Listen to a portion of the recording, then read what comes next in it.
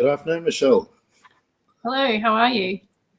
Yeah, great, thanks. Nice to be here today. Apologies for missing last fortnight. We got a free pass last fortnight. I was up at Beef Week, and I didn't think it'd kind of work trying to run one of these out of the sort of the mad crowd up at Beef Week. So anyway, here we are again, Michelle. Great to see you, and we've got a few things to talk about today, and a lot of these sort of came out of instances that happened while I was away and conversations I had with people. It's amazing how many people you run into at Beef Week, but so they sort of came from conversations, people I ran into, and just issues that came to top of mind. So if you're happy with that, we'll power away. Sure. The first thing that sort of came to mind, Michelle, was, and I'd be interested in your thoughts on this, is at what stage does the son or the daughter-in-law sort of have a moral right to share of ownership of assets and all those sorts of things? And to explain that a little bit more, the interesting thing is, when I'm sitting down talking to mum and dad, and we're looking at how to protect assets, if their sons or daughters get married, and you're looking at putting protection around the assets against sort of bankruptcy and failed marriages and all those sorts of things. And, the poor old sons and especially the daughters-in-law tend to get a bad rap in their early years. They're always seen as sort of the devil incarnate, so to speak. And everyone's trying to protect against, someone coming in, marrying into the family and wandering off with half the property. So, but the ironic thing is that when I'm sitting there talking to mum and dad about, protecting against this, usually the mum was the daughter-in-law many years ago herself. So, eventually, which just got me thinking, when's the time between, when they're teenagers in their early 20s first getting married and sort of when they're getting close to handing the business over, when does that tag of daughter-in-law or son-in-law go away and that person have more right to entitlement, and I hate that word, but more right to the assets and the ownership and all that sort of stuff than they did when they started. So your thoughts on that? Yeah, it's tricky, and it really depends on the person, the family, what they're doing. But I think when they start to introduce children, and often the daughter-in-law, i.e. the new wife, is raising those kids, possibly on the farm, while the husband is managing the farm, and the wife is possibly managing the farm as well as running the family. So that's a pretty good reason to have some sort of moral right to part of the family wealth. And same for the son-in-law. If the daughter, her family has the property and he comes in and starts working on the farm and contributing in that way, then that's when you need to start thinking about what sort of future they have there and what they might be entitled to. Yeah, absolutely. It was just one of those things that sort of hit me the other day, and I thought, when is that point in time? It's an interesting one because, the original bloodline, so to speak, owners of the property, always have this desire to protect it, and there's been so many times when bad planning has led to dynasties being unraveled, so to speak, because failed marriages have meant that properties have had to be sold, or businesses have had to be sold, and so on. And but yeah, it just got me thinking, and I don't know what the right answer is, but certainly, once and I will say right from the start is that it's always our practice, and Michelle, you'll be aware of this, is it's always our practice when we help people with estate planning, succession planning, is that if anything happens to the let's just say the son is the next generation coming onto the farm, and he gets married, and the daughter-in-law comes along, and so on. We always want to make sure that if something happens to the son, that the daughter-in-law is going to be okay, and especially if there's kids involved and whatever, as much as we can protect assets so that they, excuse me, pass down the bloodline to the children. we want to make sure that in that case that the daughter-in-law is going to be looked after, and there's going to be income and so on, which is generated to look after her because she's looking after the kids and so on, and I guess that it's something that I guess when we're meeting with clients on an ongoing basis, the time comes when that the passing on to the son, there needs to be recognition and respect for the role of the partner as well in regard to that scenario. So I don't think there's a set time, and I guess it's another reason why you need to review this sort of stuff on a regular basis, isn't it? Yeah, and looking after the spouse can be as straightforward as just having some income for her and her kids to move on and find somewhere else to live. But it could also be as deep as having a role still on the farm. If they've had input into that for years, then they want to continue that because that's their business and their job. So all of that can be worked into the situation. It just depends on what works for you. Yeah, look, absolutely. Excuse me. And I mean, the bottom line is, and especially where, and look, we're not being sexist here, but I mean, we're talking about a son with the daughter-in-law coming along. Most times they're very integral in the running of the business anyway. And if the son was to pass, many times the daughters-in-law can come in and be involved with the ongoing running of the property. They might need to get some jackaroos or whatever to come in or shed hands to help them, but they might be very integral in regard to running the business, and even though it's normally set up that the asset will always pass down to the grandchildren, certainly the income and the benefits of that will always reside in the spouse of whoever may have passed in the meantime. So I just want people to know that we're very conscious of the role of spouses in regard to the whole estate and succession planning process, and we want to make sure that everyone's always taken care of. There was a period there where I think there was a thought maybe that because we were putting bloodline protection, so to speak, in place, that it meant whoever the spouse of the child was going to miss out, and that's certainly not our intention and certainly not the case. And I think the spouses play a very important part in the whole process. So, and we see that all the time. Yep. Okay.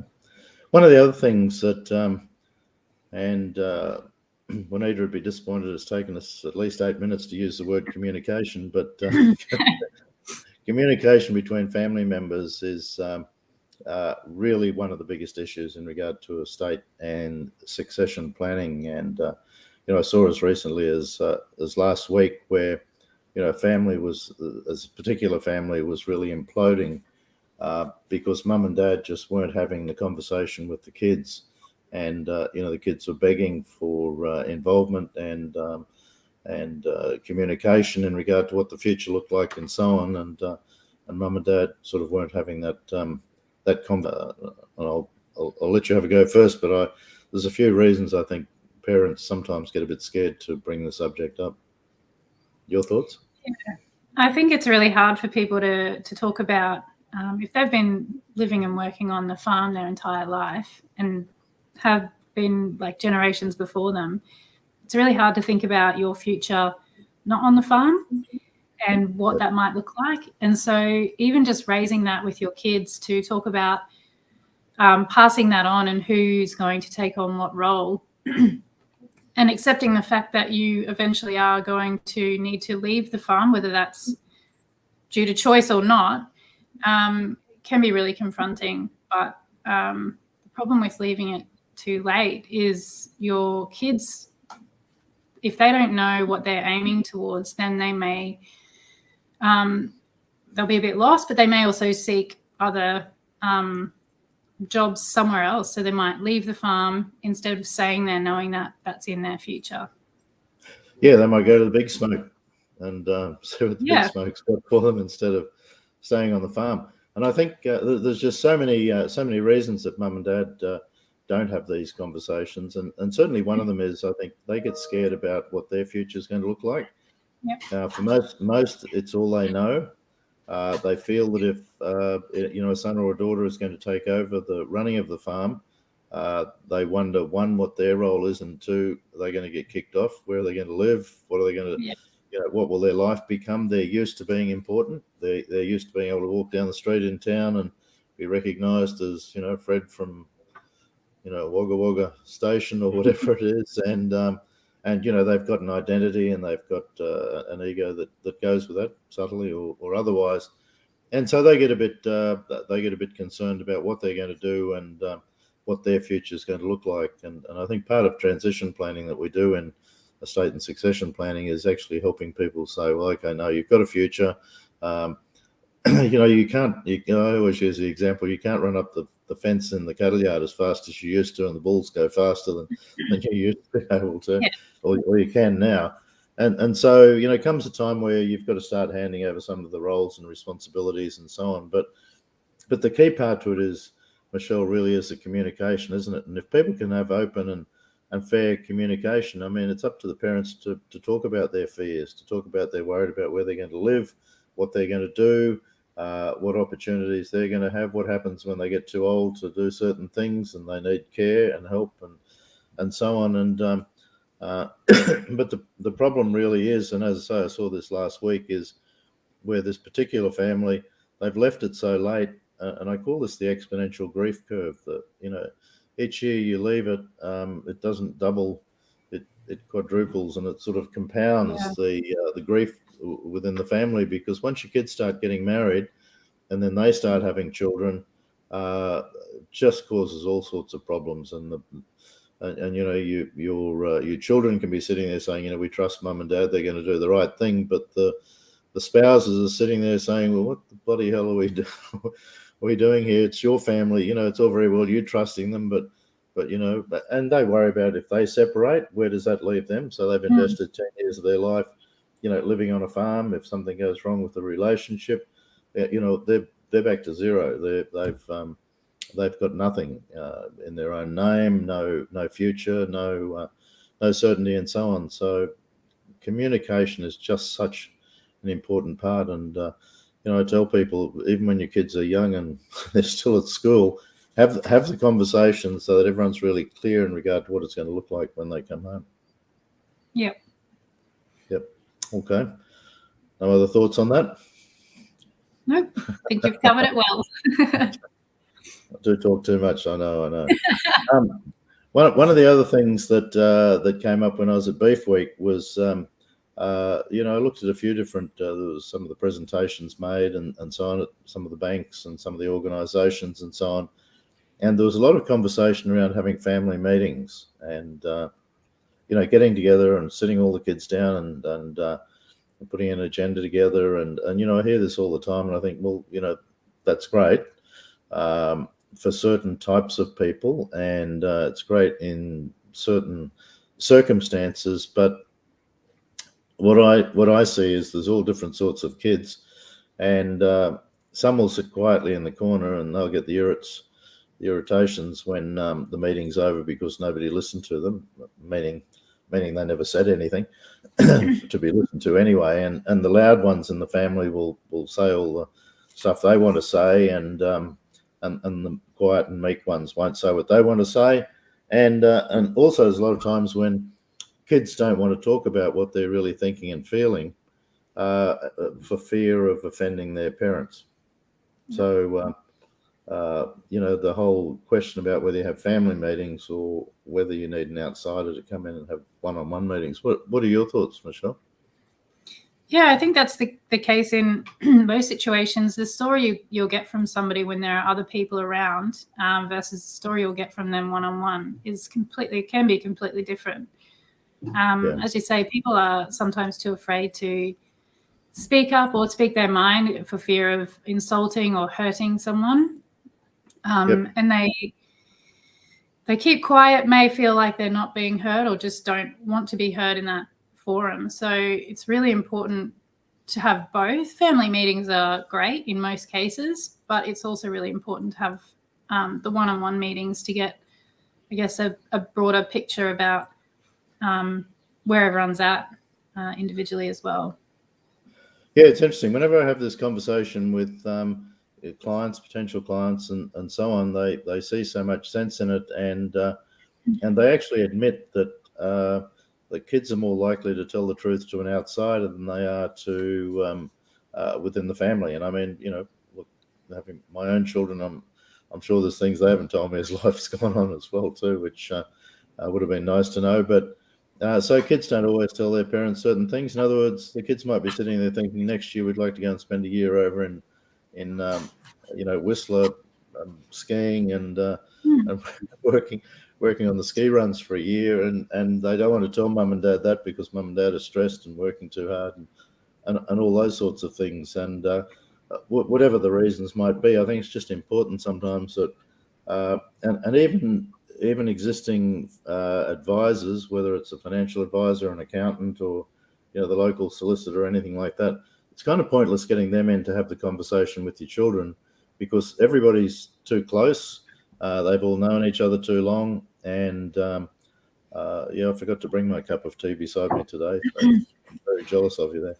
But people who are too close to the family aren't the right people to have those one-on-one meetings and sessions in regard to what the future looks like, what their real thoughts and feelings are, because those people are too close to the scenario. And I say, whoever you get, make sure you get someone who's not involved in the family, someone from outside.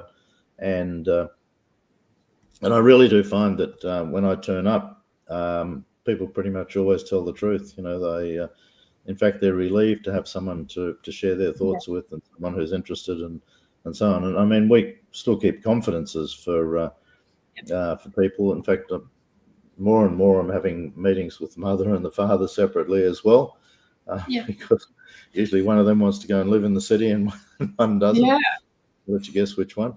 And they're not game to bring it up when they're sitting down together as a couple, but privately they're saying, we really had enough. We want to go and live close to the grandkids, or down in the city or wherever it is.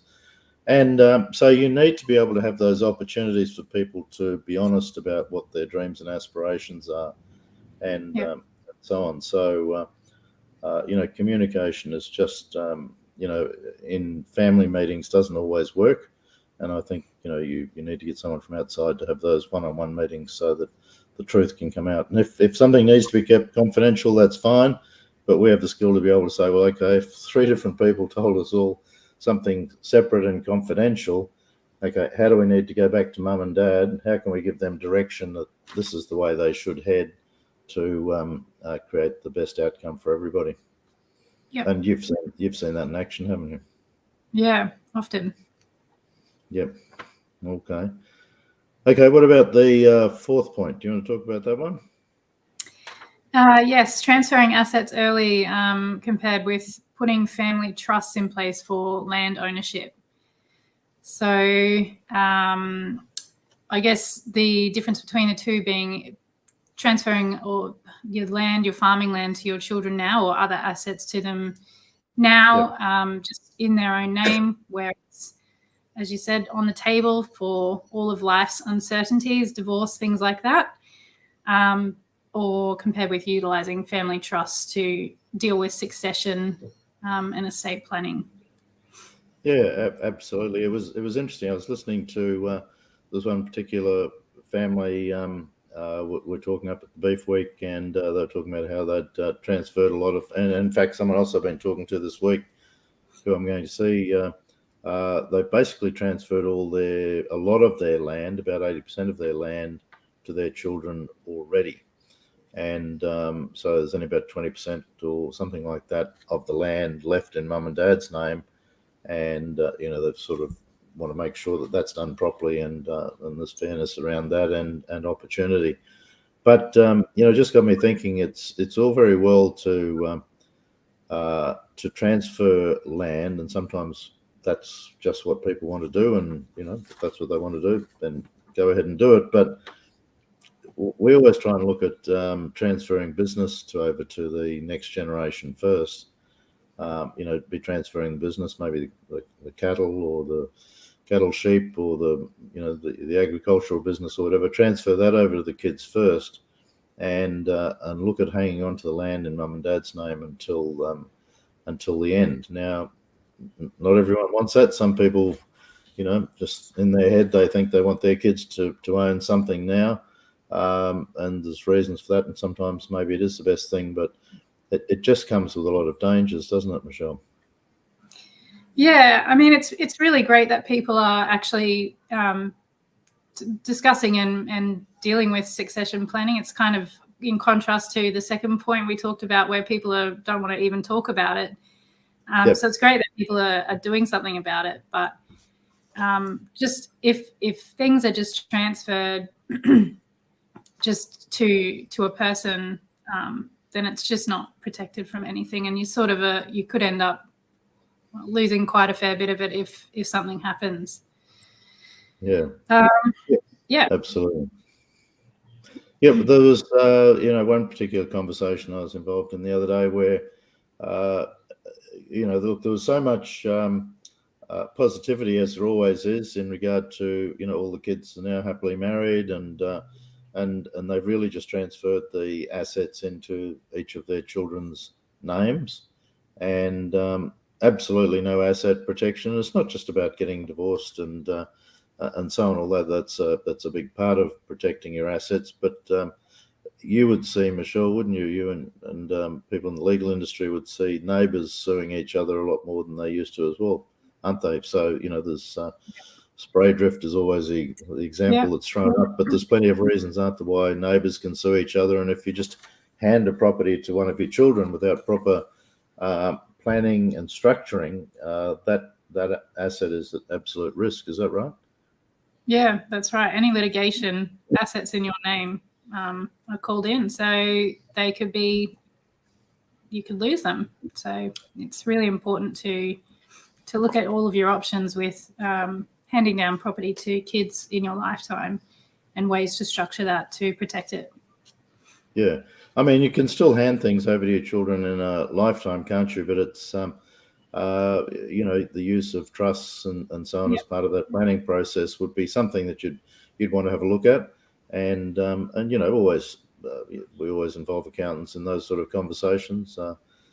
Sometimes for some reasons, accountants just have a brick wall when it comes to any sort of trust, and you would know exactly what I'm talking about.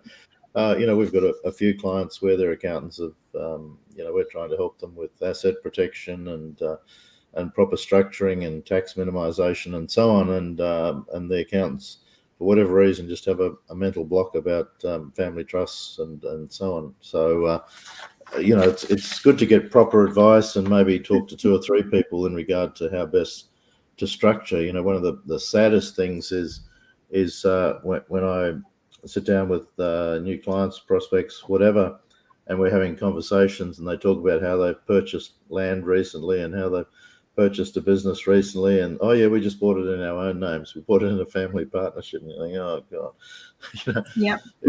if people could only get some advice before they go out and buy land or buy a business, and oftentimes they'll buy it in the same entity. So the land and the business is in the same entity, whereas it's nice to have them separated, isn't it, into two different entities. And it's all about just talking to the right people and having conversations about things you don't know about. But when you make big decisions, they're big financial decisions, always make sure you get some outside advice. I guess that's the takeaway from that, isn't it?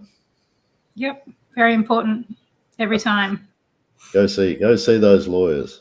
That's right. Okay, so that's it in regard to maybe have a think about when you transfer assets, and have conversation with the right sorts of people before you transfer, and the entity in which you do transfer to. One of the final things I just wanted to chat with you about today, Michelle, was what happens when mum and dad eventually do need care.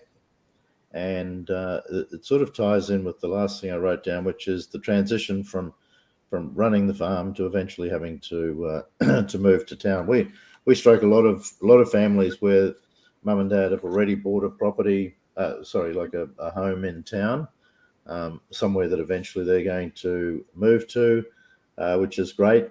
But having the conversation and saying to Dad, are you ready yet to move to town? It's like, no, not for another 30 years. Even when they're 70, they say that because they're so used to, and they still want to be involved in the farm. And look, I actually absolutely get that. But as long as they're not maintaining their involvement in the farm at the expense of the next generation coming through and being able to have their turn, there's plenty of things that Granddad can do effectively to still be useful, checking the waters. There's lots of jobs that Granddad can do to keep him engaged and interested on the land. They don't have to leave the property. Usually, I always say make sure Mum and Dad's house is at least yelling distance away from the grandparents, so everyone has their own privacy on the property. There's no reason why they have to leave, but at some stage there has to be that time when Mum and Dad are going to need care, and you've got something set up and established so they can move into town. They can, they've moved closer to medical help and all those sorts of things, and that's keeping the communication going with the next generation, but also planning ahead too. And we talk about creating silos of wealth off farm, which might include a house and an income stream, so that Mum and Dad have got absolute independence when they do move into town. Any thoughts on that? Yeah. So communication is just it is hard to have the conversation, but once you start having it, it doesn't mean right then and there is when your time at the farm ends. It's just when you can start putting in place a plan for your exit. And also moving into town, into your retirement home, doesn't mean you'll never be able to do any more on the farm. You can have physical, to some degree, input. You can have knowledge input. I'm sure that your kids would love to have your knowledge as long as you are willing to give it. So there are always roles for you moving forward once you've transitioned off the farm. So really important to talk with your family about that early, so you can all work towards the plan that you put in place to move off the farm. Yeah. Your dad's got his sorted out, has he, for when it's his time? No, I think we need to have a conversation about that, actually. No, that's great. Hey, Michelle, thanks again for conversation today. There were just a few things that sort of were prompted by conversations I had up at Beef Week this week and listening to people talking about their own situations and so on. And it was interesting. There's no 100% correct way of necessarily doing anything. I sat there and watched experts get up and talk about how best to do estate planning, how best to do succession planning, and real life examples and so on. And in my head, I kept thinking, but have you asked these questions, and what if this happens, and so on. And there was certainly no one that I saw up there where I thought they'd covered everything. And I think it's a matter for families to make sure they get enough advice and to ask the right people, because it's what you don't know, which will always trip you up. It's the what we call the unknown unknowns. So anyway, look forward to catching up with you, Michelle, in a couple of weeks again, where you're choosing the topics. And until then, thanks for everyone for watching, and we'll see you at the next one. Thanks. See you later, Michelle. Bye. Bye.